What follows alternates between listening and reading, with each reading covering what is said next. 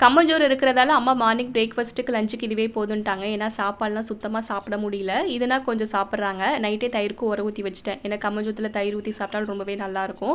எனக்குமே சேர்த்து தான் பண்ணியிருந்தேன். எனக்குமே கம்மஞ்சோறுனா ரொம்ப பிடிக்கும். பட் வந்து 2 நேரம் சாப்பிட்றதால கொஞ்சம் சீக்கிரமாக பசி எடுக்கிற மாதிரி இருக்கும். ஒரு நேரம்னா கூட அட்ஜஸ்ட் பண்ணிக்கலாம்.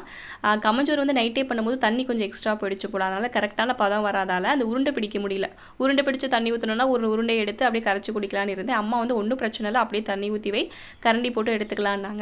இளநீ கட் பண்ணப்போ அது தேங்காவாயிடுச்சு. ஃபுல் தேங்காவாக ஆகல, கொஞ்சம் இளநியாகவும் கொஞ்சம் தேங்காய் மாதிரியும் இருந்தது. அதை வந்து அப்படியே கீறி வச்சுட்டு நானுமே சாப்பிட்டுட்டு வெளியில் போகிற வேலை இருக்குன்னு சொல்லிட்டு கொஞ்சம் அவசரமாக கிளம்பிட்டு இருந்தேன். மெயினாக ஃப்ரூட்ஸ் வாங்க தான் வெளியே போயிருந்தேன். வீட்டில் சுத்தமாக ஃப்ரூட்ஸ் இல்லை. ஹஸ்பண்ட் சாட்டர்டே தான் வருவாங்க. சரி அதுவரை ஏன் வெயிட் பண்ணணும்னு சொல்லிட்டு நான் ஃபஸ்ட்டு வாங்கிட்டு வந்துடலான்னு போயிட்டு ஃப்ரூட்ஸ் வாங்கிட்டு த்ரெட்டிங் பண்ணிட்டு வந்துட்டேன்.